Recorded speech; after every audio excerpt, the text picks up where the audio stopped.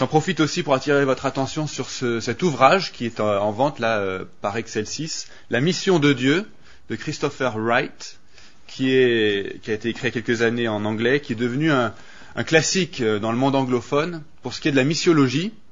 Et c'est vraiment une théologie biblique de la mission, tout à fait actuelle en ce qui concerne les applications pratiques. Et vraiment, je le recommande. On n'est pas obligé d'être d'accord avec tout ce qu'il y a dedans. On peut avoir bien sûr un regard critique, mais en tout cas, c'est vraiment une super approche biblique de la mission, de la Genèse à l'Apocalypse, une théologie biblique de la mission. Et il y a notamment un chapitre très intéressant sur les idoles et les faux dieux, et notamment qui parle de la corrélation possible, en tout cas, entre les faux dieux et le culte des démons. Et comment parfois les idoles sont peut-être des démons, qu'il y a une réalité spirituelle derrière ces choses-là. Voilà, donc c'est vraiment un très bon ouvrage que je vous recommande. Je vous invite à écouter une lecture tirée du livre des Actes, chapitre 19. C'est ce qui se passe à Éphèse. Florent y a fait référence déjà avant-hier. C'est Actes chapitre 19 et je vais lire à partir du verset 8. Paul entra dans la synagogue où il parla ouvertement pendant 3 mois, il s'entretenait avec eux et les persuadait en ce qui concerne le royaume de Dieu. Mais comme quelques-uns restaient endurcis et incrédules et décriaient devant la multitude la voix du Seigneur, il se retira d'eux, prit les disciples à part et eut des entretiens chaque jour dans l'école de Tyrannus. Cela dura 2 ans, de sorte que tous ceux qui habitaient l'Asie, juifs et grecs, entendirent la parole du Seigneur. Et Dieu faisait des miracles extraordinaires par les mains de Paul, au point qu'on appliquait sur les malades des linges ou des étoffes qui avaient touché son corps. Alors les maladies les quittaient et les esprits mauvais sortaient. Quelques exorcistes juifs ambulants entreprirent d'invoquer sur ceux qui avaient des esprits mauvais le nom du Seigneur Jésus, en disant « Je vous adjure par Jésus, celui que Paul prêche ». Ceux qui agissaient ainsi étaient 7 fils d'un certain Séva, un des principaux sacrificateurs juifs. L'esprit mauvais leur répondit « Je connais Jésus, et je sais qui est Paul, mais vous, qui êtes-vous » Et l'homme dans lequel était l'esprit mauvais s'élança sur eux, les maîtrisa les uns et les autres avec une telle force qu'ils s'enfuirent de cette maison, nus et blessés. Cela fut connu de tous, juifs et grecs, qui habitaient Éphèse. La crainte s'empara de tous, et le nom du Seigneur Jésus fut exalté. Beaucoup de ceux qui avaient cru venaient confesser et déclarer ce qu'ils avaient fait. Un assez grand nombre de ceux qui avaient pratiqué la sorcellerie apportèrent leurs livres et les brûlèrent devant tous. On en calcula la valeur, et l'on en trouva pour 50 000 pièces d'argent. C'est ainsi que, par la force du Seigneur, la parole se répandait efficacement. Il y a quelques années, quand notre église n'était composée que d'une petite quinzaine de personnes, il y a une vieille dame qui a commencé à fréquenter l'église assez fidèlement. Et je ne sais pas si vous vous représentez un peu l'image qu'on se fait des sorcières dans les dessins animés, mais c'était tout à fait ça. Une dame toute ridée, un peu courbée, les yeux enfoncés dans ses orbites. Et après quelques semaines de présence fidèle à l'église, on a commencé à la connaître, et elle faisait tout le temps toutes sortes de remarques très ésotériques sur le texte biblique. Et puis elle a commencé à promouvoir des pratiques qui nous semblaient très très bizarres, des choses dont on n'avait jamais entendu parler. Et puis je me suis aperçu également qu'elle essayait de passer du temps avec les femmes seules de l'église, les femmes célibataires, notamment les femmes un peu plus âgées. Et on a commencé à se méfier de ce qui pouvait peut-être se passer à ce niveau-là. Et effectivement, ce qu'elle cherchait à faire, c'était à promouvoir des pratiques occultes auprès de ces personnes. Et notamment, elle essayait d'en recruter ces femmes pour une loge maçonnique féminine. Et alors, pour vous dire comment c'était un peu comique, parce qu'un jour, elle est venue à une fête de Noël, et elle a apporté en contribution un sac de papillotes, mais qui avait été ouvert. Et personne dans l'église n'a osé manger une de ces papillotes. On s'est peut-être projeté un peu dans Blanche-Neige et la pomme empoisonnée. Personne n'a osé manger de ces papillotes. Et la réalité, c'est qu'elles ont toutes fini à la poubelle. Bon, c'était peut-être un peu ridicule de notre part. Mais en tout cas, lorsque j'ai su qu'elle était engagée dans une loge maçonnique féminine, qu'elle essayait de recruter des femmes pour cela, je lui ai transmis un article de Florent Varac, qui était paru dans la Revue Réformée, je crois, sur la franc-maçonnerie. Évidemment, elle n'était pas contente après avoir lu cet article. Et on l'a plus vu. On l'a plus vu pendant des mois. Et il se trouve qu'à cette époque-là, je prêchais de manière suivie dans le livre des Actes. Et au bout de 3-4 mois, j'en suis arrivé à ce texte dans Acte 19 au sujet des exorcistes juifs à Éphèse et de ces livres de sorcellerie qui étaient brûlés. Et ce jour-là, elle est venue au culte. On l'avait pas vue depuis 3 ou 4 mois. Et au fur et à mesure de la prédication, je la voyais assise derrière la quinzaine de personnes qui étaient devant moi, la mine très sombre, manifestement pas contente du tout. Et puis elle est partie quelques minutes avant la fin de la prédication, avant la fin de ma conclusion. Et là, pour le coup, on l'a plus vue du tout depuis. Alors c'est pour vous dire simplement la puissance de la parole de Dieu, mais aussi la réalité de ces choses dont Florent va parler. Avec une certaine expertise, je sais que Florent répète sans cesse qu'il n'est pas expert en ce domaine, mais il a quand même des choses excellentes à nous apporter et surtout une grande expérience. Prions. Merci notre Dieu, notre Père, pour ta puissance inégalée.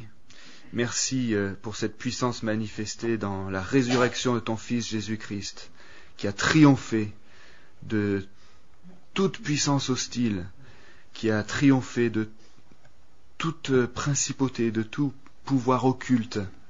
Merci parce que tu nous invites à entrer au bénéfice de cette victoire par la foi en lui.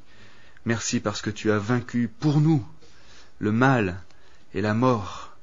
Merci pour l'assurance que nous avons de pouvoir faire face à la mort en toute quiétude, sachant que ce n'est pas la fin pour nous, que cet ennemi ultime a été vaincu. Mais merci aussi parce que nous savons que dans un monde où il y a bien sûr des forces occultes à l'œuvre, nous savons qu'elles ne font pas le poids face à toi. Merci parce que nous n'avons rien à craindre en fin de compte. Nous sommes en sécurité parfaite auprès de toi. Merci pour la puissance de ton esprit à l'œuvre dans nos vies. Et nous prions maintenant, Seigneur, que tu oignes ton serviteur Florent et que tu l'assistes dans son exposé et que tu nous donnes à nous des oreilles attentives et que ces moments passés ensemble à réfléchir à ces choses servent à notre édification mais servent aussi à rendre notre ministère à chacun un peu plus fructueux et servent en fin de compte à te glorifier davantage. Au nom de Jésus. Amen. Bonjour. Alors je vous prie d'excuser mon absence hier. J'ai réalisé que j'avais une conférence vendredi soir à finir de préparer, plus le message et juste plus de temps. Donc je me suis dit que c'était le seul moment que je pouvais prendre. Je serai là maintenant, je le fais pour la journée et puis demain matin. Mais voilà, je vous prie de... J'ai pas obtenu de mots d'absence de mes parents, mais j'espère que vous manifesterez de la grâce. Alors on a regardé la dernière fois un petit peu on a fait un petit parcours des pratiques occultes avec déjà le vocabulaire de l'Ancien Testament, le vocabulaire du Nouveau Testament. On a essayé de faire un peu une cartographie des pratiques en soulignant que le problème principal, véritablement, me semble-t-il, c'est le problème de la confiance. Et je crois que c'est le thème de toute l'Écriture, enfin le thème au regard de l'homme, la gloire de Dieu, la volonté de Dieu, la souveraineté de Dieu bien sûr est l'autre thème, mais il est par rapport à notre préoccupation, ce que je voudrais souligner, c'est que Dieu attend des hommes qu'ils placent pleinement leur confiance en lui. Pour avoir confiance dans sa providence, même si parfois les années sont difficiles, avoir confiance dans la manière dont il gère l'avenir, avoir confiance dans ce qu'il dit, dans la parole, et toutes les pratiques occultes sont des substituts de ces choses-là. C'est une manière de détourner les yeux de celui qui est notre sauveur, notre maître bienveillant, pour avoir confiance dans des choses qui sont fausses, mensongères, emprisonnantes. Et ce que l'on a vu aussi, c'est qu'à partir du moment où on met le doigt dans ces pratiques, on peut se retrouver, mais ce n'est pas nécessairement la formation absolue, mais on peut se retrouver dans une situation un peu troublante ou gênante, au minimum dans ce que la Bible décrit comme une communion avec les principautés, une communion avec les démons, et jusque la situation la plus extrême que nous ayons dans la Bible, la démonisation. Alors il y avait probablement une concentration supérieure de démoniaques du temps de Jésus par le fait justement que le Fils de Dieu était sur terre et que peut-être qu'autour ça cognait, si je puis dire, dans les lieux célestes. En même temps, je pense que j'avais fait le lien entre les mensonges du diable et les conceptions du monde qui entourent les contrées. J'ai l'impression que l'œuvre du diable est différente dans certaines contrées animistes, par exemple, qu'elle ne l'est dans les contrées rationalistes, même s'il y a le même menteur, mais il ment différemment, et peut-être que la présence ou la manifestation de ce menteur est peut-être différente d'une culture à l'autre. Ce qui va nous préoccuper ce matin, c'est la question de la délivrance, et qu'est-ce que l'on fait de toutes ces situations, en sachant que je vais encore me faire quelques amis. Alors, pour éviter tout malentendu, je voudrais juste souligner ce que j'avais souligné comme grand cadre théologique général. Dieu règne de manière absolue. On est d'accord, je n'ai pas besoin de le souligner dans ce milieu, ça me rassure. Christ a obtenu une victoire absolue sur tous les adversaires qui sont contre Dieu. L'Évangile contient la victoire de Dieu. Ces deux points, on va les développer un peu plus tout à l'heure. Et puis le Saint-Esprit équipe ses enfants à cette victoire. Je crois que la présence du Saint-Esprit, l'intercession du Saint-Esprit nous permet de faire face à certaines et d'accompagner aussi ceux qui sont dans des situations délicates. Toutefois, cela n'empêche pas qu'il existe un combat substantiel et réel et qu'il ne faudrait pas non plus minimiser sous prétexte que Dieu est souverain. C'est un peu comme ceux qui font plus d'évangélisation ou ne proclament plus l'évangile parce que Dieu est souverain. C'est un peu dans cette même lumière que je voudrais souligner que ce serait une fausse compréhension, me semble-t-il, de la souveraineté de Dieu. Et donc on est dans une situation où à la fois on est avec un Dieu qui est victorieux, avec un évangile qui est victorieux et avec une réalité que Dieu nous apprend, semble-t-il, ou se plaît à nous apprendre la réalité de régner avec lui, et que ça commence maintenant. On est dans un centre de formation. La vie chrétienne est une formation à son règne dont nous jouirons pleinement dans l'éternité. Alors, ce que l'on va voir ce matin, on va regarder la notion de victoire. Merci d'avoir lu, Alex, le texte d'Actes, parce que ça nous introduit merveilleusement dans une situation, un exemple qui me semble pertinent. Donc, on va regarder l'exemple d'Éphèse. Et après, nous parlerons de deux approches de délivrance. Il faut savoir qu'il y a vraiment deux manières de gérer ces situations. Je vous présenterai la mienne. C'est pour ça que je suis venu. Et puis, si vous n'êtes pas d'accord, vous avez le droit. Et puis ensuite, on parlera d'une méthodologie par rapport à mon approche, n'est-ce pas ? Qui est copyright, bien entendu. Et puis ensuite, on parlera quelques applications personnelles. Et puis, j'essaierai de dire moins de bêtises maintenant. Alors, premièrement, la notion de victoire. Déjà, il faut souligner, la victoire, elle appartient à Christ de parce qu'il est le Créateur, de parce qu'il est au-dessus de toute autorité, principauté, pouvoir. Et également par sa propre vie. 1 Jean nous rappelle, en chapitre 3, verset 8, « Le Fils de Dieu est apparu afin de détruire les œuvres du diable. » On ne peut pas faire plus clair, n'est-ce pas ? Et puis, Jésus souligne que s'il chasse les démons, c'est parce qu'il en a l'autorité. Lorsque, en Matthieu 12, par exemple, il confirme et valide que c'est bien une autorité qu'il détient. Jésus a délivré beaucoup d'individus et de démons. Donc, par sa vie, Jésus est victorieux. Par sa mort, Jésus est victorieux. L'un des textes que je trouve sublime à ce sujet, c'est celui qui se trouve en Colossiens, chapitre 2, verset 14, je crois, ou verset 15, pardon, et où il est dit qu'il a dépouillé les principautés et les pouvoirs et les a publiquement livrés en spectacle en triomphant d'eux par la croix. Si vous faites la liste des verbes, c'est une victoire absolument phénoménale qui prend appui sur les cortèges victorieux des généraux romains qui rentraient et à qui on faisait un triomphe. Il a dépouillé les principautés et les pouvoirs et les a publiquement livrés en spectacle en triomphant d'eux par la croix. Enfin, comment est-ce qu'on ne peut pas souligner ça plus, n'est-ce pas? J'ai un ami qui était missionnaire et gangster. Enfin, avant sa conversion. Il y a eu un changement entre. Mais c'était un gentil gangster. Enfin, c'est-à-dire qu'il voulait pas faire de mal. C'est-à-dire qu'il avait un revolver, mais il voulait pas faire de mal, donc il enlevait les balles du revolver. C'était gentil, c'était un gentil gangster. Alors il allait dans les magasins, et puis il braquait les commerçants, et puis les commerçants qui ne savaient pas qu'il n'y avait pas de balles, levaient les mains en ciel, donnaient l'argent, et il s'en allait jusqu'au jour où, pris par le succès de ses actions, il fasse un gros coup qui suscite l'attention de la police, et puis il a été repéré, emprisonné, et là il a découvert la rédemption de Christ. Mais j'aime bien cette situation, enfin non, je n'aime pas sa situation, c'est quand même du péché, mais j'aime bien l'image d'un revolver qui n'a plus de balles. Si Jésus dit, enfin si la Bible dit qu'il a dépouillé les principautés et les pouvoirs et les a publiquement livrés en spectacle en triomphant d'eux par la croix, c'est que les principautés et les pouvoirs, quelque part, on leur a enlevé les balles.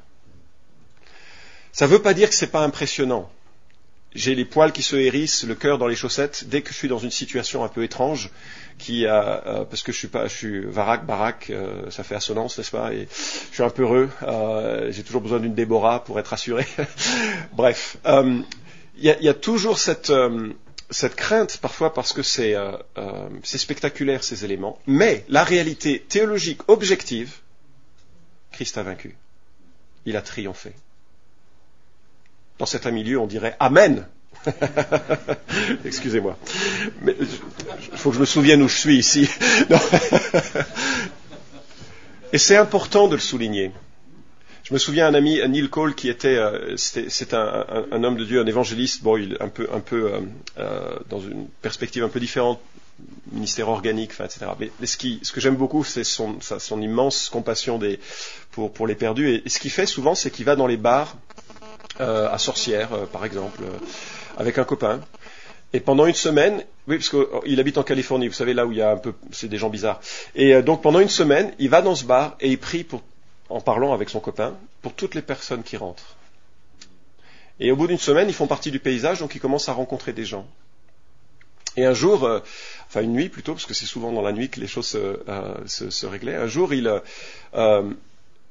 propose à une femme qui était une sorcière de la ramener chez elle, ou c'est elle qui l'a proposé de ramener chez lui. Enfin, il se retrouve dans sa voiture, plein milieu de la nuit, et puis soudainement, il y a tout un climat de peur qui se met dans la voiture, et puis cette femme, qui semblait pas toute seule dans sa tête,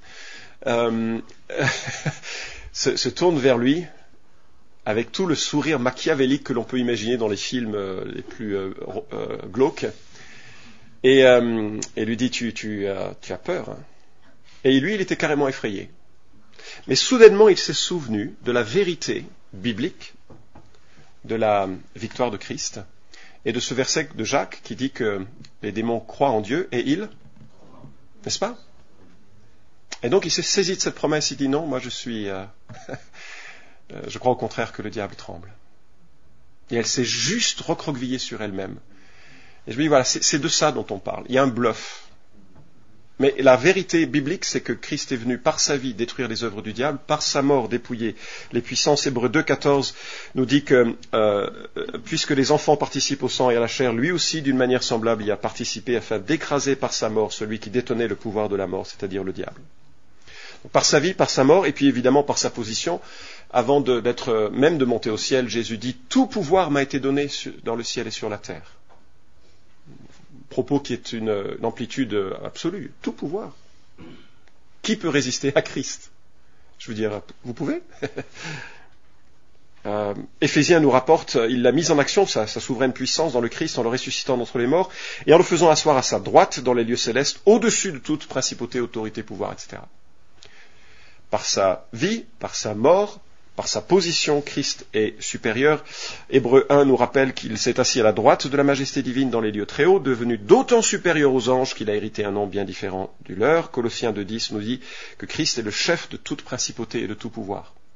N'est-ce pas ? Donc c'est important de le souligner. Lorsque Dieu sifflera la fin du match, quand bien même cette expression sera appropriée, aucun ange ne résistera. Et ils seront plongés dans le lac de feu, d'ailleurs, qui a été créé pour eux. L'enfer a d'abord été créé pour le diable et ses anges. Hélas, les hommes et les femmes qui l'ont suivi en quelque sorte ou ont rejeté cette rédemption, ils seront également. Mais la réalité, c'est qu'il est vaincu et qu'un jour vient où ce sera définitif. Deuxièmement, par l'Évangile, la victoire la victoire est insérée, je ne sais pas comment le souligner, mais dans l'Évangile. Lorsque Christ dit « Je bâtirai mon Église et les portes du séjour des morts ne prévaudront pas contre elle », qu'est-ce qu'il veut dire ? Alors il y a toute une réflexion, une discussion sur le sens des portes du séjour des morts. L'un des sens évoqués, j'en ferai pas l'exégèse, c'est pas mon sujet, mais c'est peut-être dans le sens du lieu d'autorité du séjour des morts, et ce qui va bien avec la notion du diable qui en avait en quelque sorte cette autorité temporaire et quelque part par usurpation. Et qu'ainsi Jésus dit, mais moi je bâtirai mon Église et même les démons ne pourront rien faire contre elle, même ceux qui tiennent les morts captifs, morts spirituels captifs. Jésus bâtira son Église. Moi, c'est ma grande confiance lorsque je parle avec des gens qui sont accompagnés, de savoir que si Dieu, dans son plan, les a élus avant la fondation du monde pour qu'ils soient à lui, rien n'empêchera ça. Dans l'Évangile se trouve la capacité de la rédemption et de la victoire.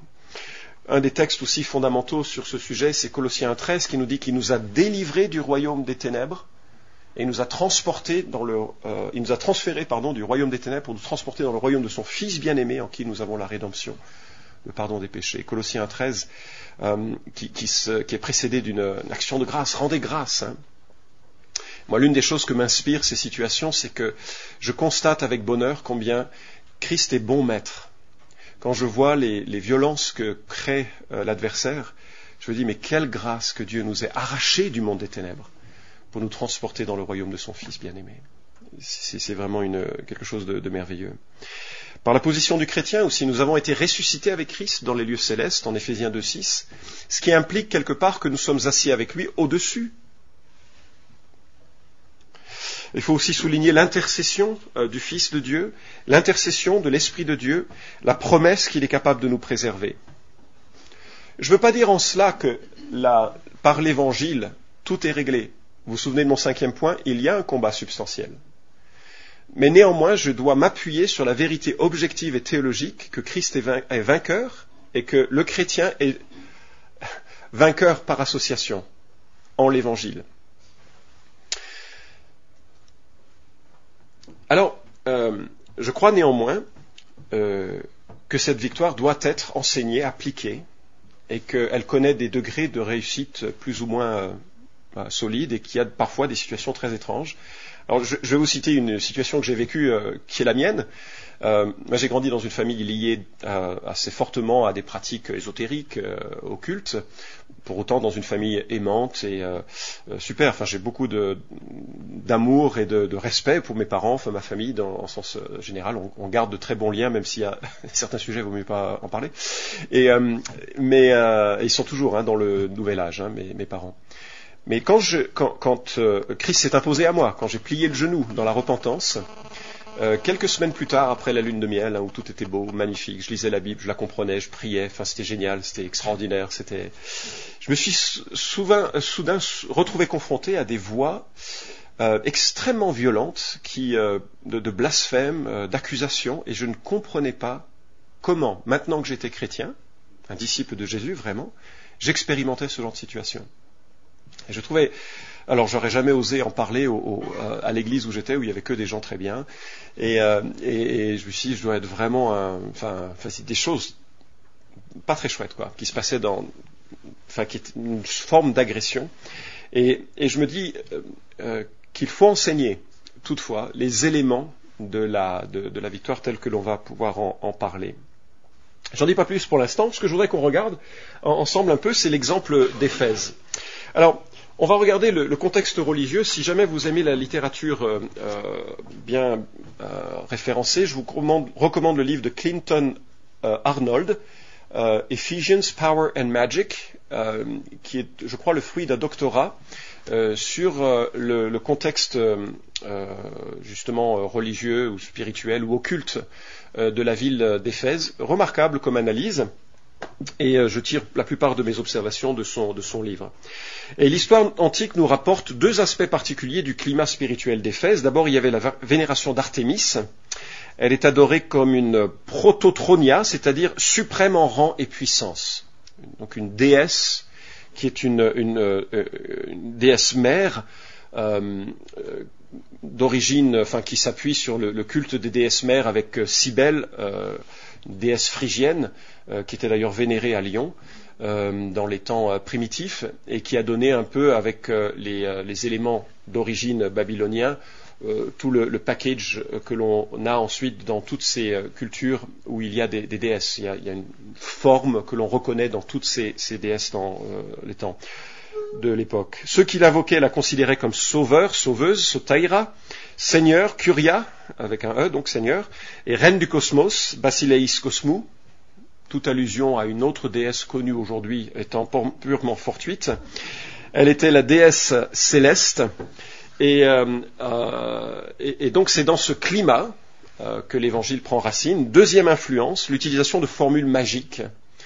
On les nomme les Ephesia Grammata, et elles étaient au nombre de 6 mots dont on ne sait pas trop expliquer l'origine. Ce sont des formules qui étaient censées apporter la guérison, protéger des démons, renouveler ses capacités sexuelles, conjurer le mauvais sort, etc., etc. Et elles étaient soit invoquées, soit inscrites sur des amulettes que les gens portaient, et un grand commerce était fait de leur puissance. C'est rapporté par plusieurs historiens de l'époque que, par exemple, un boxeur invincible a été examiné. Ils ont réalisé qu'il avait caché, je ne sais pas comment, près de ses pieds, quelques-unes de ses formules. Et donc, on a considéré qu'il trichait. On a enlevé les Ephesia Grammata, il a été vaincu immédiatement. C'est ce que nous rapporte l'histoire. Certains les rattachent au culte d'Artémis, puisqu'on les trouve inscrits, associés à ce culte-là. D'autres au babylonien Epeshu, ou Epheshu, ensorcelé. Mais tout ce que l'on sait en tout cas, c'est qu'il y a un lien très fort entre cette déesse et ses formules magiques. Et on est proche là du mana des sociétés animistes. Et si vous voulez en savoir plus sur l'animisme, vous pouvez consulter le livre excellent intitulé Société animiste ou l'animisme. C'est Excelsis qui le publie, mais j'ai plus le titre en tête, et peut-être il est là, je ne sais pas. Il est là. C'est un très bel ouvrage qui donne un peu une perception de la mentalité de ce monde-là. La littérature antique recense la sensation explicite à Éphèse d'une ville infestée de démons, et avec des lieux où des démons rôdaient. Comme nous, on pourrait dire, là, il y a beaucoup d'embouteillages à Lyon le dimanche matin à cette heure-ci. Les gens se disaient, là où il y a la statue d'Artémis, il y a beaucoup de démons. C'est dans ce contexte-là que les gens vivaient lorsque Paul arrive avec l'Évangile. Et donc, les débuts de l'Église, vous en avez lu l'histoire, il y a des miracles extraordinaires. Donc déjà, les miracles de Paul sont remarquables, mais à Éphèse particulièrement, il y avait des choses extraordinaires qui ne sont pas sans rappeler les Ephesia Grammata. C'est-à-dire que n'essayez pas de demander les mouchoirs de Alex pour la guérison, je ne pense pas que ce soit l'idée qu'il les ait portés et que ça guérisse, comme c'était le cas de Paul. Mais il y a comme une manière de la part du Seigneur de dire, mais vos trucs, Ephesia Grammata, c'est n'importe quoi, et il prend un peu le contre-pied avec des choses dont que Paul utilisait pour s'enlever la sueur de son front, et Dieu les utilisait pour guérir. C'est étrange, d'ailleurs. Et puis on a ce faux miracle, exorcistes juifs qui essayent de faire un exorcisme et qui se plantent lamentablement. Et soudainement, la réputation de Christ se répand et l'évangile est planté. Que font les Éphésiens qui se convertissent? C'était une question. Je sais que c'est le matin, comme ça, il faut. Que font les Éphésiens quand ils se convertissent? Ils confessent ce qu'ils ont fait. Quoi d'autre? Ils brûlent leurs documents, ils se débarrassent de... Ça m'a fait penser aux bonbons que tu mentionnais tout à l'heure. Alors, est-ce qu'il faut, je fais juste une petite parenthèse, on reviendra dans l'application des pratiques, est-ce qu'il faut brûler les éléments occultes quand une personne se convertit? Alors je me souviens à 5 heures du matin, un jour je reçois un coup de fil d'un couple qui venait d'arriver dans l'église depuis peu. Il me dit, Florent, est-ce que tu peux venir? C'est urgent. Je dis oui, à 5 heures du matin, j'imagine que c'est urgent. Je suis même pas sûr que les anges soient debout. Hein. Mais c'est une boutade, hein, je crois qu'ils dorment pas. Mais et je lui dis oui, qu'est-ce qui se passe? Il dit on a accueilli un ami qui est de passage et on a passé la nuit. Enfin, il semble possédé. Enfin, il y a vraiment des choses bizarres. Puis je lui dis j'y vais. Hein. Ça, c'est le genre de métier, on est obligé d'y aller quand on est pasteur. C'est là où on regrette de ne pas être comptable. Et donc je suis allé dans leur appart et je rentre et je vois la moitié de la tapisserie avait été arrachée. Et je me dis oula, ça n'a pas l'air d'être. Vous n'avez pas passé une bonne nuit là. Et ils me disent non, effectivement. Donc là, on a commencé la soirée et puis la personne a commencé à avoir des comportements bizarres avec la voix qui devenait rauque et qui parlait d'elle-même à la troisième personne du singulier. Et puis il avait des situations entre un état de lucidité et un état de contrôle. Alors bien sûr, c'était peut-être totalement psychiatrique. Hein. J'ai aucune idée. Hein. Et je dis ok, alors qu'est-ce que vous avez fait? On a prié, je dis c'est une bonne chose. Et puis quand il revenait à son sens propre, enfin quand il devenait, semble-t-il, normal ou conscient, et il était en train de bafouiller en disant les démons me disent qu'ils sont dans les tapisseries. Donc ils ont arraché la tapisserie. Alors là je me suis dit mais on va déjà rétablir la vérité. Et on a regardé Jérémie chapitre 10, verset 5. Où le prophète dit ces dieux, donc les faux dieux, sont comme une colonne massive, ils ne parlent pas. On les porte parce qu'ils ne peuvent pas faire un pas. Ne les craignez pas, car ils ne sauraient faire aucun mal, de même qu'ils sont incapables de faire aucun bien. Et ce que la Bible dit clairement, c'est que les objets sont incapables de faire du bien ou de faire du mal. Donc la tapisserie ne fait pas de mal, il ne fait pas de bien. Donc le sacrifice le couteau qui est utilisé pour le sacrifice satanique ne fait pas de bien, ne fait pas de mal. Donc les masques africains qui sont utilisés pour des incantations d'esprit, etc., ne fait pas de bien, ne fait pas de mal. Quel est le problème? Le problème, c'est la conscience que l'on en a, la foi. Le problème, c'est que quand on vient de se convertir de ce milieu-là, on est en danger. On est en danger de revenir à certaines de ces pratiques. On est en danger de considérer l'intérêt de ces choses-là. On a peur de ces choses-là. On fuit un monde. Bien sûr qu'il faut les brûler. Mais pas parce qu'ils seraient contaminés. Ça, c'est un mensonge. Mais parce que la conscience faible a besoin d'être fortifiée. Quand je me suis converti, j'ai brûlé tous mes livres de réincarnation. Et quand les éditions Clés m'ont demandé d'écrire un livre sur la réincarnation, je les ai tous rachetés. Quel gâchis. Mais c'est une nécessité. Mais pas par le fait que les livres auraient, chaque fois qu'on ouvre une page, un démon qui sort. C'est pas ça ce que la Bible dit. Le problème, il est dans le cœur. Il est dans le cœur. Et qu'il faut parfois proposer, accompagner l'individu, et d'ailleurs pas seulement dans les situations les plus seulement démoniaques. Un jour, il y a quelqu'un qui est arrivé dans notre église il y a quelques années, un blouson en cuir avec des longues lanières, des chaussures avec des talons énormes, cloutés de partout, des moustaches comme ceci. Enfin, c'était sur une moto magnifique. En plus, j'aime bien les motos, donc enfin voilà. Et il rentre dans l'église, il détonnait un peu avec les autres. Hein. Je veux dire, il y avait lui et les autres dans l'église, c'était rigolo. Enfin, un Allemand, super sympa, et il a bien aimé le culte. Il est revenu le dimanche d'après, puis le dimanche d'après, puis il a fait une étude biblique et il s'est converti. Et c'était un homme qui était un chanteur de métal. Enfin, ça s'appelle pas chanteur, ça s'appelle crieur. C'est vrai, shouter. Le vrai métier, il paraît qu'il faut des années de formation pour arriver à faire ça sans se tuer la voix. Et ces disques étaient vendus à la Fnac, etc. Donc c'était vraiment un gars très très engagé dans le métal. Et ce qui est intéressant, c'est que peu après sa conversion, il avait d'énormes luttes dans ses rêves, avec des insomnies, puis ensuite avec des cauchemars terribles. Et il a pris les décisions. Personne d'entre nous lui avons suggéré. On n'est pas dans cette logique d'aller très vite dans il faut vraiment que la personne s'approprie ses vérités. Mais elle a décidé de prendre chacun de ses CD et de les rayer. Je crois qu'il y a des milliers d'euros qui sont partis à la trappe. Et instantanément, les choses sont parties. Et je me dis, est-ce que c'était les CD qui contenaient les démons ? Non. Mais dans sa conscience, il avait besoin d'exprimer une repentance matérialisée.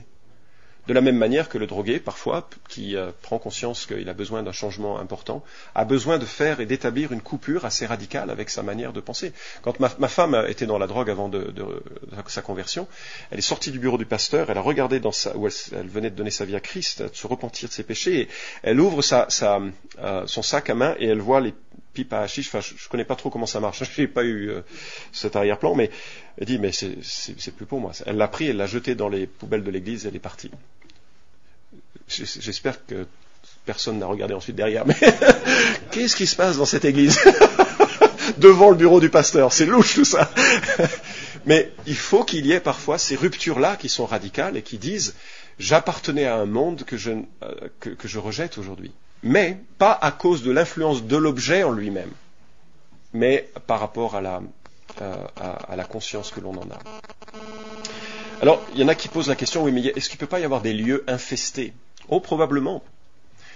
Et en même temps, je crois que dans le bluff du diable, il faut savoir ajouter la vérité de l'Écriture. Quand on a pris possession de notre première maison, on a été surpris de voir chez nos enfants de fortes inquiétudes, etc., des choses un peu... Enfin, c'était étrange. Alors, comme je suis un peu parfois parano sur ces questions, on a dit, juste ce que l'on va faire, c'est qu'on va prendre dans chaque pièce le temps de dire à Dieu que tout lui appartient. C'est pas une vérité ? Et que l'on rejette toute influence qui viendrait du diable, même si c'est peut-être pas le cas. Mais simplement, on veut juste confesser, c'est-à-dire déclarer plutôt. On veut juste déclarer la vérité, que Dieu possède toutes choses et que nous voulons consacrer ces lieux-là, ces vies qui sont nos enfants, cet environnement, pour que ça puisse être un lieu qui soit à la gloire de Dieu dans nos vies, dans le fonctionnement, etc. Alors, il y en a qui disent, c'est un peu superstitieux ça. J'ai pas cet avis, mais si c'est le vôtre, il faut le respecter.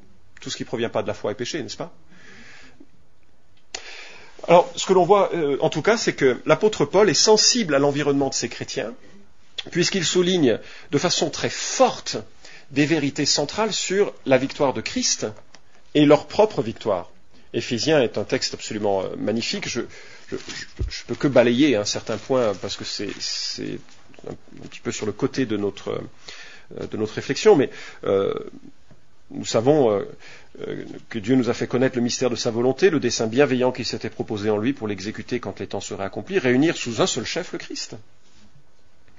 Il souligne la suprématie de Christ sur les pouvoirs, par la prière de Paul en Éphésiens 1,15, avec l'utilisation de termes tels que pouvoir, puissance, etc., par le récit de la victoire de Christ, par le récit par la mention de l'environnement des Éphésiens qui était qui agissait selon le prince de la puissance de l'air, cet esprit qui agit maintenant dans les fils de la rébellion. Le diable agit réellement, substantiellement pour la désobéissance et la rébellion chez l'homme naturel. Paul le souligne. Mais il dit, mais il y a eu un changement, il y a eu une transformation qui a eu lieu. Et alors, et ça va être très important pour la suite. Chapitre 3, verset 10. Ainsi, désormais, les principautés et les pouvoirs dans les lieux célestes connaissent, par l'Église, la sagesse de Dieu dans sa grande diversité. De quelle manière? Par l'Église. Par l'Église, c'est-à-dire que nous, peuple de Dieu, enseignons quelque part les vérités fondamentales de la personne de Dieu, de la rédemption de Dieu, même auprès des anges qui observent ce qui se passe. L'Église est engagée dans la déclaration de la victoire de Christ, dans la déclaration de la victoire du chrétien en Christ. Les principautés et les pouvoirs connaissent par l'Église cette sagesse de Dieu. Alors il y a des débats sur ce que ça implique, mais je remarque simplement qu'il y a une manifestation de cette sagesse au travers de l'Église, et les anges regardent en disant « Ah, il y a quelque chose que je découvre de Dieu au travers de l'Église. » Puis bien sûr, il y a le Magna Carta de la lutte spirituelle avec Éphésiens chapitre 6, qu'on ne peut pas ignorer, hein, c'est le passage le plus long sur la question et qui est très, très approprié pour des gens qui viennent d'un milieu occulte. Alors, quand on parle de délivrance, on est confronté à deux types d'approches. La première, c'est ce que j'appellerais l'approche d'un ministère que moi je qualifierais d'apostolique et d'ekbalistique. Voilà. Ekbalistique, c'est-à-dire, c'est le verbe, ça vient du verbe grec ekbalo, qui est utilisé chaque fois enfin pas chaque fois, mais souvent quand Jésus et les apôtres chassent des démons. Ils chassent hors d'eux, ils jettent hors d'eux, ekbalo. Et donc les ministères ekbalistiques sont les ministères d'exorcisme classiques dont on entend parler, dans certains milieux qui sont très favorisés, et des milieux où on cherche à identifier le démon de l'individu, et on essaye de trouver le nom de ce démon, on lui demande de partir au nom de Jésus-Christ. J'ai été formé dans cette logique, aujourd'hui je la récuse. J'estime qu'elle n'est pas biblique, et qu'elle est en fait contre-productive, et qu'elle est dangereuse, parce qu'elle ne met pas malheureusement, le temps va passer trop vite pour en parler, mais sachez simplement que souvent ce sont des situations qui nous proviennent de l'analyse que l'on fait de Marc 16. En mon nom, ils chasseront des démons. Et toute la section de Marc 16, si on imagine ou on suppose ou on accepte qu'elle fait partie de la Bible, toute cette section de Marc 16 me semble concerner essentiellement les apôtres. Ceux qui auront cru dans le contexte de Marc 16, sont ceux qui auront cru parmi les apôtres, puisque certains avaient des doutes. Et j'en veux pour preuve que tous les signes qui sont mentionnés en Marc 16 ne sont réalisés dans le livre des Actes que sur deux catégories d'individus, les apôtres et ceux sur qui ils imposent les mains. C'est-à-dire que si vous lisez le livre des Actes, les seules personnes qui font directement des miracles, ce sont les apôtres, et je prends simplement Actes 5, 11 à 13 comme exemple, et également ceux sur qui ils imposent les mains, c'est-à-dire les 7. Étienne, par exemple, commence à faire des miracles lorsqu'il est mandaté pour représenter les apôtres. À la fin du livre des Actes, nous sommes en 64, vraisemblablement après Jésus-Christ, et l'Épître aux Hébreux nous dit que cette manière de démontrer ou de confirmer la parole par des signes et prodiges est quelque part accompli. Ce qui nous renvoie à la fin de Marc 16 au verset 20. Ceux-ci allèrent, accomplissant des miracles, etc. À mon avis, mais ce n'est que le mien, peut-être pas, mais à mon avis, Marc 16 mandate les apôtres à réaliser des miracles pour pouvoir attester du message nouveau qu'est le Nouveau Testament. À la fin du livre des Actes, c'est vraiment une spécificité des apôtres. D'ailleurs, 2 Corinthiens 12 nous dit que c'est les signes distinctifs de l'apostolat, de mon apostolat, ont été vus à l'œuvre parmi vous par une patience à toute épreuve. Donc quelqu'un est très patient, c'est un apôtre, les autres ne le sont pas. Et puis par des miracles, des prodiges, des communications, etc. Vraiment, c'est la signature d'un apôtre de pouvoir réaliser et accomplir des miracles de façon décisive et directe de la part du Seigneur. D'ailleurs, je me suis demandé si c'était pas pour ça que l'apôtre Paul écrit en Romains chapitre 1, verset 11, je crois, qu'il souhaiterait vraiment aller à Rome pour leur communiquer quelques dons. On se dit, mais en Romains 12, ils ont déjà des dons. Pourquoi est-ce que Paul veut aller à Rome communiquer quelques dons? Ah, mais ils n'ont pas de dons charismatiques. Peut-être que c'est ça des dons miraculeux. C'est peut-être ça que l'apôtre Paul voulait, c'est qu'à Rome, où n'y était encore allé aucun apôtre, l'Église puisse bénéficier de sa présence pour qu'il puisse établir encore plus profondément la nouvelle alliance avec les signes caractéristiques du ministère apostolique. Bref, à la fin de cette période, en 1 Pierre 4, 10 à 11, nous voyons que l'apôtre Pierre reconnaît qu'il y a 2 catégories de dons maintenant qui vont opérer, le don de parler et le don de servir, avec toutes les modalités différentes qu'il a. Donc vous voyez, je ne suis pas charismatique, mais je suis connu aussi pour ne pas l'être. Donc j'ai déjà mentionné mes avis là-dessus. Toujours est-il que j'ai chassé des centaines de démons avant que je change d'approche, et je crois que j'en ai chassé aucun en fait. C'est-à-dire que je crois que j'ai passé des nuits, vraiment, à noter des noms de démons, à expulser des démons, à faire des trucs bizarres autant qu'étranges, à vivre des situations très très douloureuses et pénibles, y compris pour ceux qu'on essayait d'aider. Et j'ai dû me repentir, parce que ça n'avait pas la caractéristique de ce que je voyais dans le Nouveau Testament. Alors après un temps de réflexion personnelle et d'étude de l'Écriture, je me suis orienté sur une deuxième approche qui est celle que je voudrais défendre aujourd'hui. C'est celle d'un ministère pastoral centré sur l'individu. Et j'aimerais que l'on fasse... j'aimerais bien qu'on ait un peu de temps pour des questions, donc je vais aller un peu plus vite, mais pour moi, le texte le plus emblématique se trouve en 2 Timothée 2, 24 à 26, et j'aimerais qu'on le lise ensemble et qu'on reste dessus pendant quelque temps.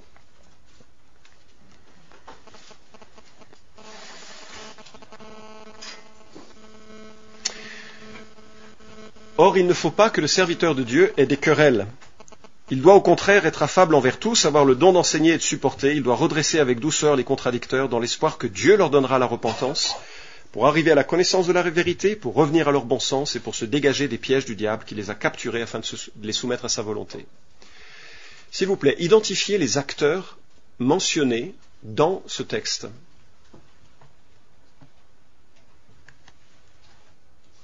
Oui. Le serviteur. Ok. Qui d'autre? Dieu, effectivement. Un autre?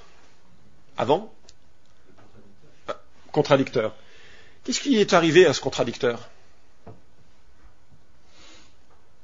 Implicitement. Comment? Capturé. En fait, on voit qu'il a pas la connaissance de la vérité, il n'a pas son bon sens, ou il l'a perdu, et il est dans les pièges du diable, capturé, soumis à sa volonté. D'accord? Donc on a effectivement 4 acteurs qui sont mentionnés ici. Serviteurs du Seigneur, c'est vous et moi. Les contradicteurs, les gens qui sont dans une situation de contradiction. Alors peut-être que c'est qu'à Lyon qu'ils existent, peut-être dans vos contrées, n'est-ce pas? Il n'y a pas de contradicteurs. Il y a Dieu, et puis il y a le diable. Et on remarque que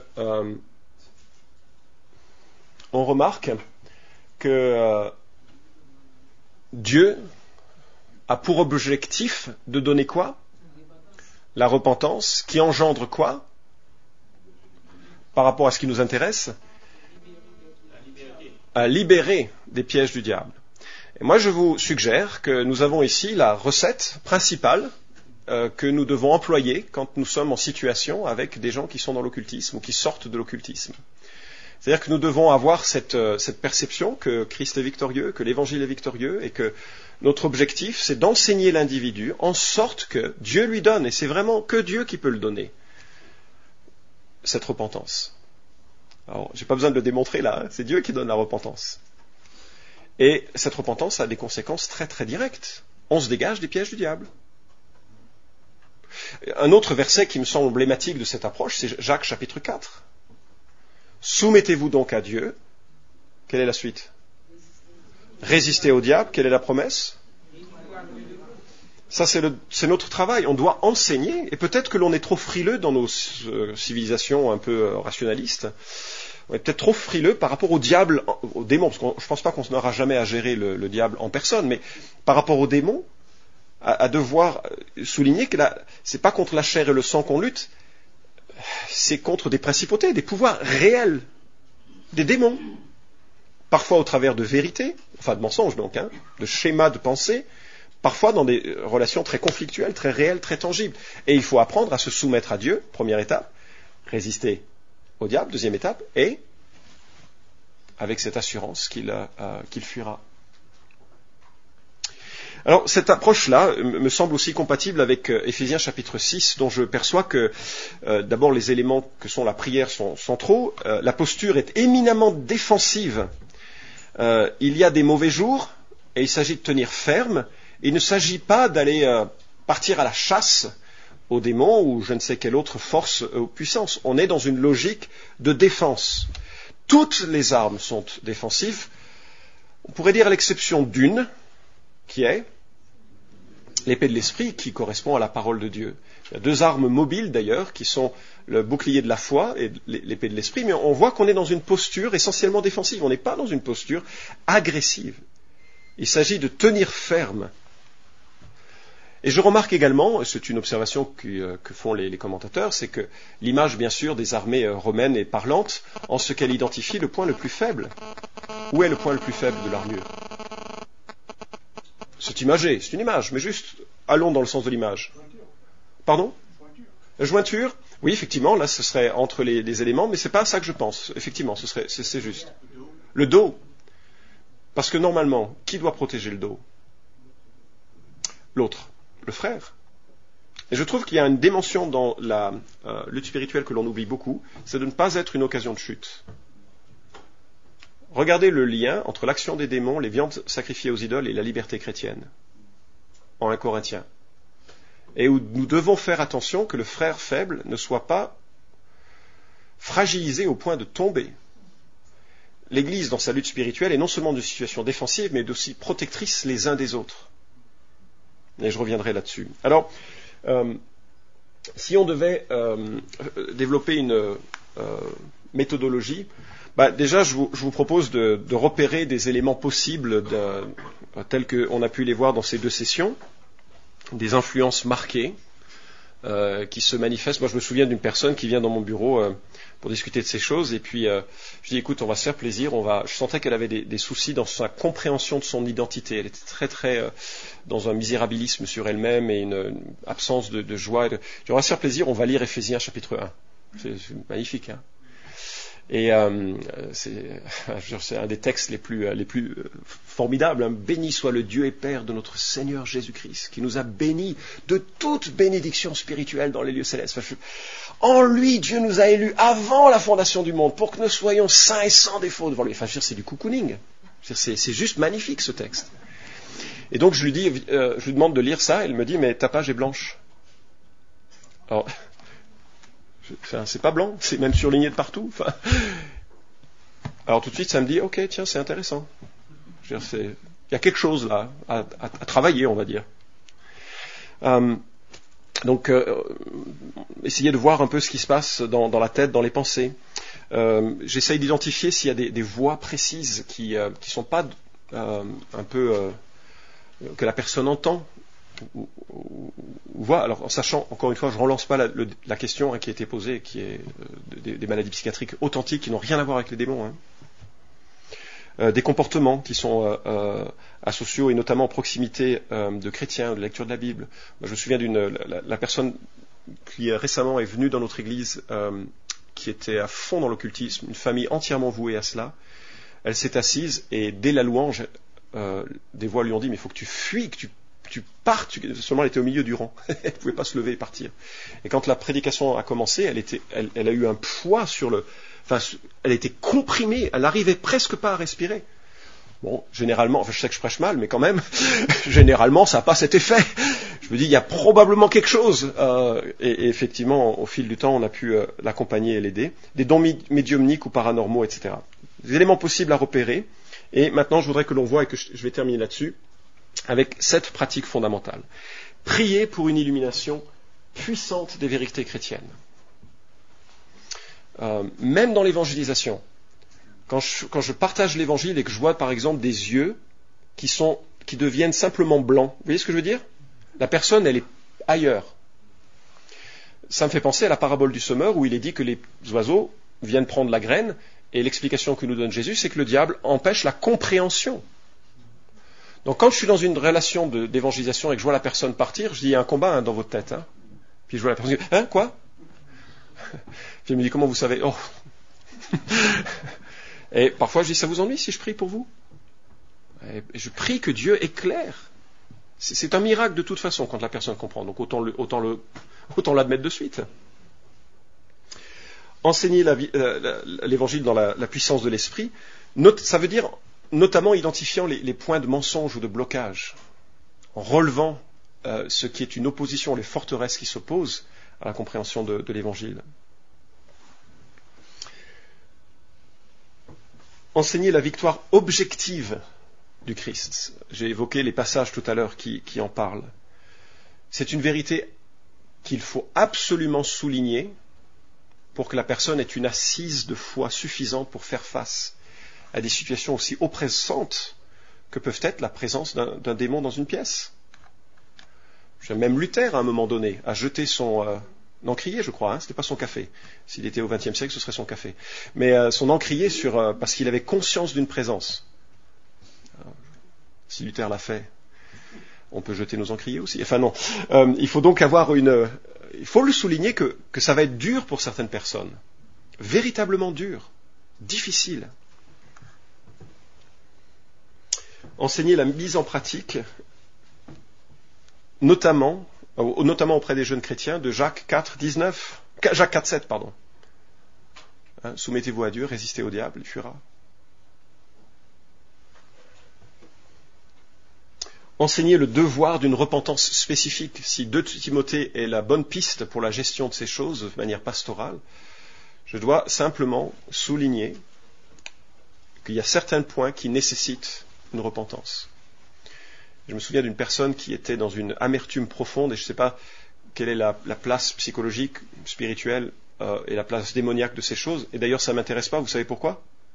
Parce que de toute façon, l'approche est centrée sur l'individu. Vous vous souvenez que les deux, le ministère apostolique ekbalistique s'intéresserait aux démons. Moi, ça ne m'intéresse pas. Je m'intéresse à l'individu.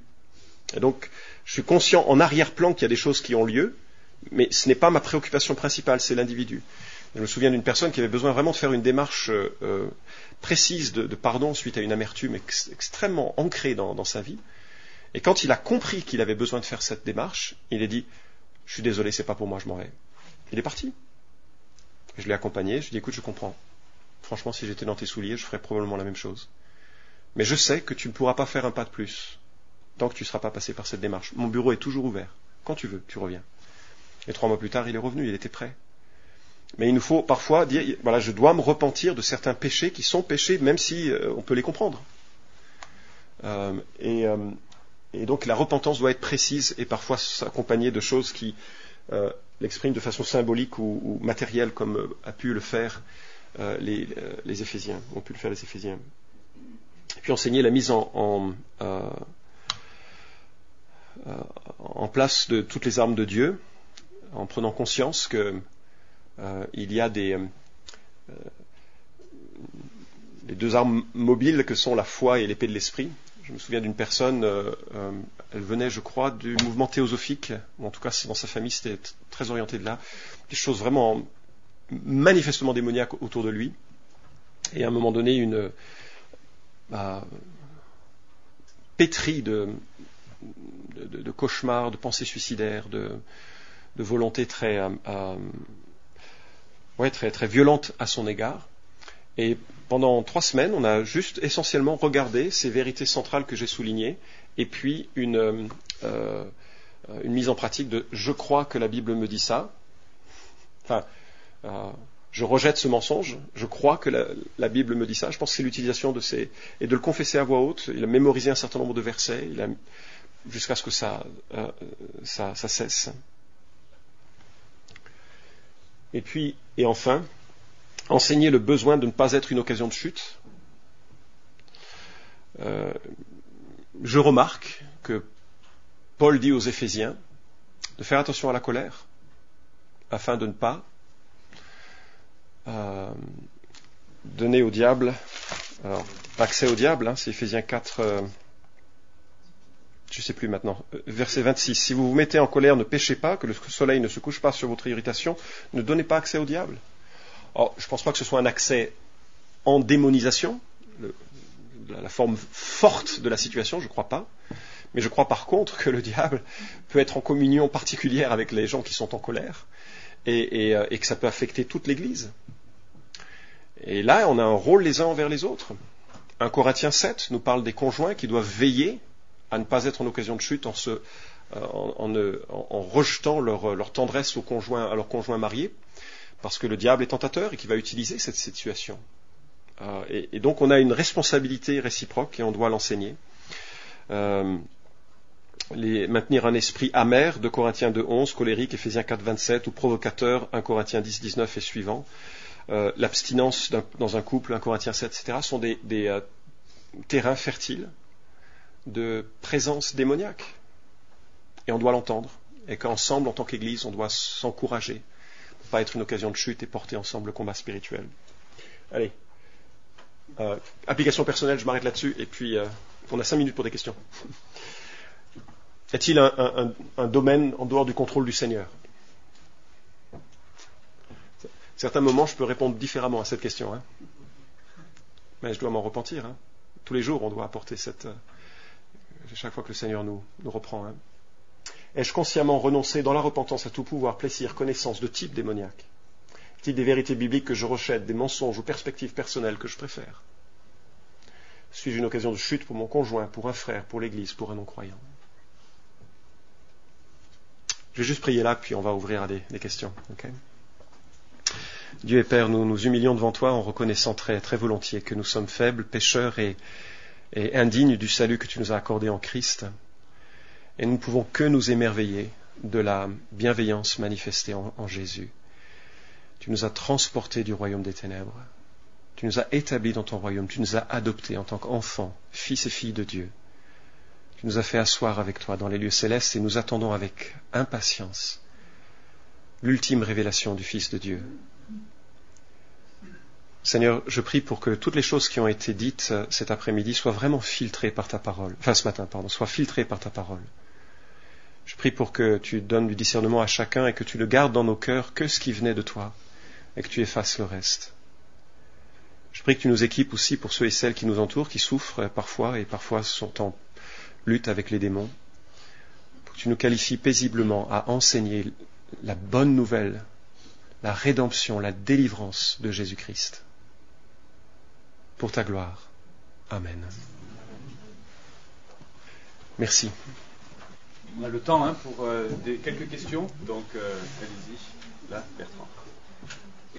J'ai trouvé intéressant la distinction que vous faites entre être centré sur le démon ou centré sur l'individu.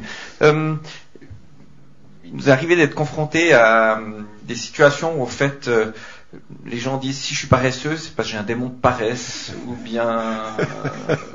C'est pas mal comme idée, j'aime bien. Oui, mais ça revient en fait. Ouais, voilà. Et donc, au fait, là, on est à une interface au fait entre le côté individuel et le côté démoniaque. Voilà, je voulais juste vous entendre à ce sujet, comment vous prenez les choses aussi pastoralement. Ouais. Vous avez quelqu'un qui vous parle de son démon de paresse, qui est à l'origine de sa paresse, etc. Alors j'essaye de pas rire, mais je les ai rencontrés, ces personnes. Je me souviens dans la phase où moi-même j'avais fait pas mal d'erreurs. J'étais avec un couple et chaque fois que l'un se mettait en colère, l'autre chassait son démon de colère. je les regardais et je me dis, ouf, c'est lunaire quand même. Et donc alors ce que je fais, c'est que je lis Acte 5 avec eux. Et en Acte 5, on a Ananias et Saphira. Et je pose quelques questions. Qui est à l'origine de ce péché ? Et quand ils lisent le texte, ils remarquent que c'est Satan, puisque Pierre dit comment Satan ou pourquoi Satan a-t-il rempli ton cœur au point de mentir à l'Esprit Saint. Je dis oui, d'accord. Donc on a effectivement un démon qui est à l'origine de ce péché. Et qui est responsable de ce péché ? Et là, soudainement, ça devient un peu plus calme. Je dis, tu vois, c'est Ananias et Saphira qui meurent. Donc, même s'il y avait des démons de paresse, ce que je ne crois pas, enfin, je crois, dans le sens où... mais même s'il y en avait, je suis responsable de soumettre ma vie à Dieu, résister au diable, et de le faire fuir comme ça. Donc, je ne m'occupe pas du démon de paresse, je m'occupe par contre de la paresse en tant que principe de vie qui nuit à ma communion avec Christ, dont je me repens et que je change ensuite en mettant en pratique une manière de vivre alternative. Donc je vais pas me laisser enfermer dans une excuse, et en soulignant que on a tous tendance à excuser son péché. Depuis Genèse 3, c'est très fréquent chez les humains, sur une tierce personne, et que ce soit un démon ou pas. Et donc je rentre pas nécessairement dans le fait c'est n'importe quoi ce que tu crois, mais je souligne que la responsabilité principale est tout de même dans l'être humain. Voilà. Et quand je dis que je fais attention aussi à distinguer, c'est que si jamais par exemple il y a un démon qui semble parler au travers de l'individu, je refuse de répondre. Par exemple, il y a des gens qui s'assoient dans mon bureau, puis la personne commence à avoir une voix qui parle d'une façon différente. Alors, je vais dire ce que je dis, en situation, je dis, alors je voudrais juste que ce soit clair, je ne permets pas, je m'intéresse que à toi. Alors, on va l'appeler Eric ou je sais pas quoi. Et je ne m'intéresse qu'à toi, Eric. C'est à toi de te soumettre à Dieu, de résister au diable. Et c'est toi qui fais les démarches. Et je te prie de bien vouloir rester avec moi et de contrôler ce qui se passe. Je ne rentre pas dans la démarche de l'interaction, le démon qui parle. Moi, je suis un gentil démon. Ou des trucs que j'ai entendus, des trucs n'importe hallucinants. C'est juste pas le propos, quoi. C'est l'individu qui est au centre.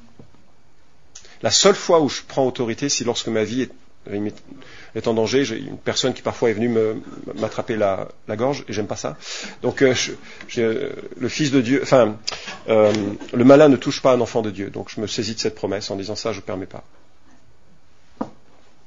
Enfin bon, c'est arrivé 2 fois quand même seulement, donc ça va, c'est rare. Ouais. Oui, bonjour. J'avais juste 2 questions à vous poser. Premièrement, c'était, vous avez parlé des objets, que le problème c'était pas dans les objets, c'était plutôt les individus eux-mêmes. Alors c'était pour savoir qu'est-ce que vous pensez lorsqu'on voyage par exemple, et qu'on part dans des pays comme en Afrique ou en Asie, qu'on ramène des statues chez soi à la maison et qu'on décore sa maison. Dans certains cas, certaines personnes ont témoigné qu'il y a eu un changement d'atmosphère dans la maison, etc. depuis que cette statue décorait leur maison. Ça, c'était la première question. La deuxième question, c'est de savoir, vous avez parlé d'une attitude défensive en tant qu'enfant de Dieu, selon Éphésiens 6, je pense.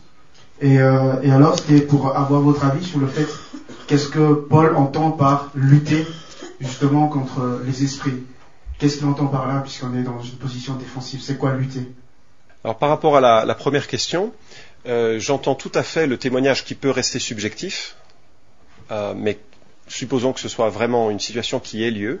J'entends tout à fait comme possible que le diable, qui est menteur depuis le début, nous dit Jésus, cherche à faire du bluff en disant, tu vois, je vous apporte la malédiction à partir de ce masque. Et j'ai utilisé l'illustration du masque à dessein, parce que je sais que c'est souvent le cas, que les gens en parlent en ces termes-là. Je peux tout à fait admettre que le diable, menteur et bluffeur, s'insère dans un foyer en disant « maintenant j'y suis » pour vous embêter. Mais je dois toujours rester sur la vérité objective de l'Écriture, qui me dit, avec Jérémie 10.5, que les dieux ne peuvent pas faire de bien, ni ne peuvent faire du mal. Ils ne sauraient faire aucun mal, de même qu'ils sont incapables de faire aucun bien. Donc, si jamais je suis invité par un membre de la famille, de l'Église, la famille, à venir chez eux et ils me disent, on a un vrai problème depuis qu'on a cette statue, qu'est-ce que tu en penses? Je dis, mais moi, ce que j'en pense, ce que je dirais, c'est que je déclarerais fondamentalement que quelle qu'ait été je déclarerais dans un temps de prière public, joyeux, que cet objet, on veut le vouer à la gloire de Dieu, et on ne permet pas que le diable s'en serve pour faire du mal, parce que la Bible dit que ces objets ne peuvent faire ni bien ni mal. Donc le problème, il ne vient pas nécessairement de l'objet en tant que tel, mais soit de la peur que l'on en a, soit du bluff du diable, mais on va imposer les vérités de l'Écriture de façon paisible et sereine. Maintenant, est-ce qu'il faut préférer qu'une famille vive dans la peur ou qu'ils aient un masque dans leur salon?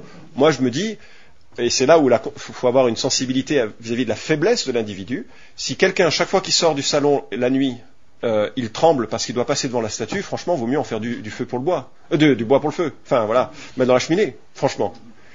Il y a une autre façon de voir la chose. Je me souviens d'un frère pasteur qui avait reçu des statuettes qu'il avait mis près de son, c'était joli, hein, c'était près de son lit.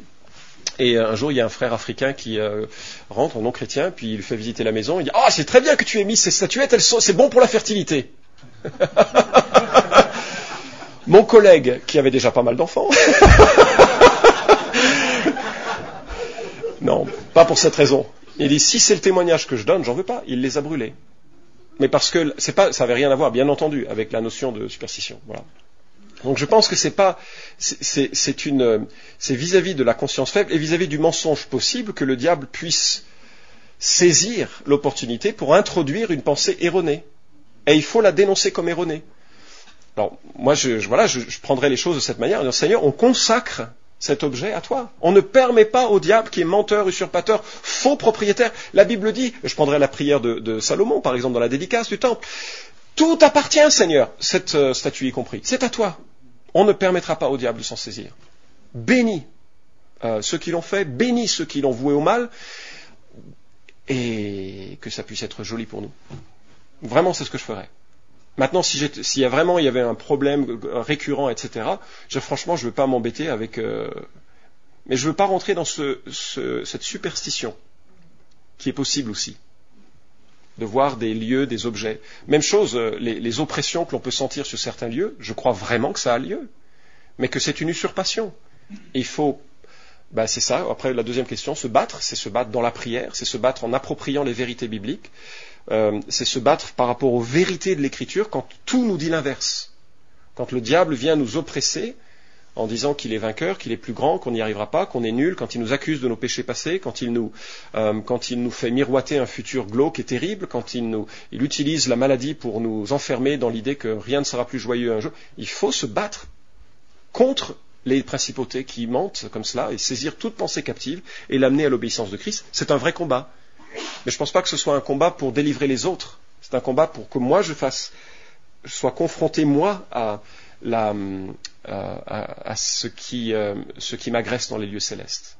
Je suis en position défensive. Je ne suis pas en position offensive vis-à-vis des autres.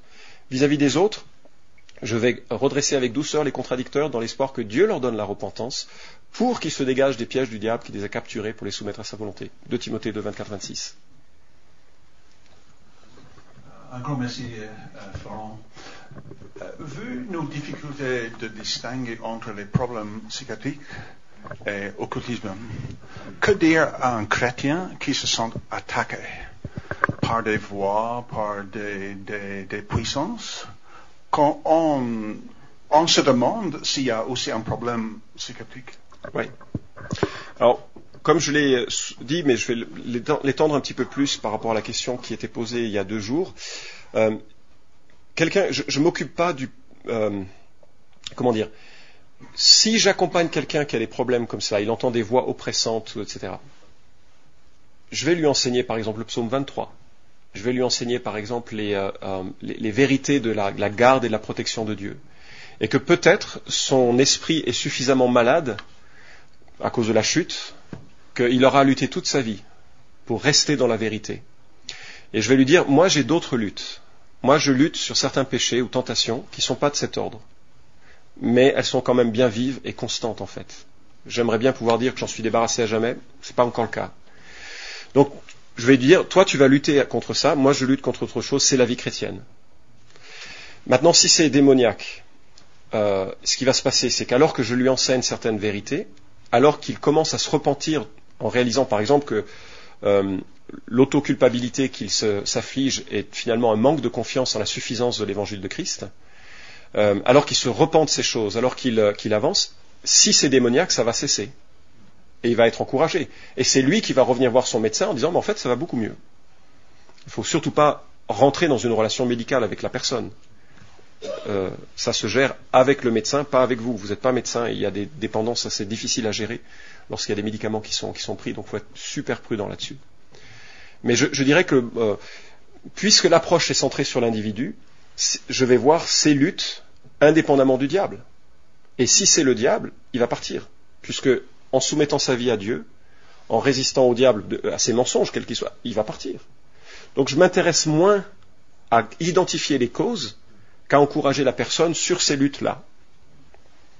Alors, il y a aussi des outils qui sont parfois utiles. Alors, je sais que ça va faire hurler certains, mais le libérateur de Neil Anderson, je ne suis pas d'accord avec tout, mais il y a certains principes qui sont utiles.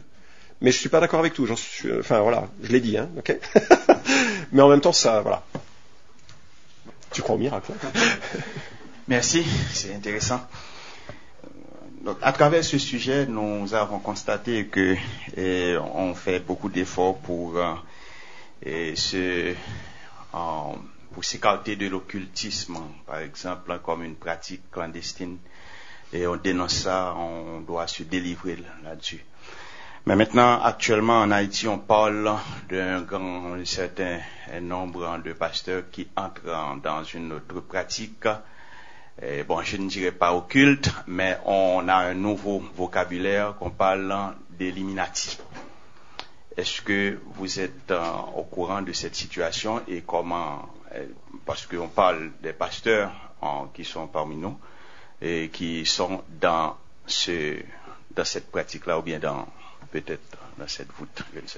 Alors, si on lit 2 Pierre, on voit que de tout temps il y a eu des faux prophètes et le père du mensonge ne peut pas être loin des faux prophètes. En France, on a été balayé par la vague de Toronto qui, je crois, était démoniaque.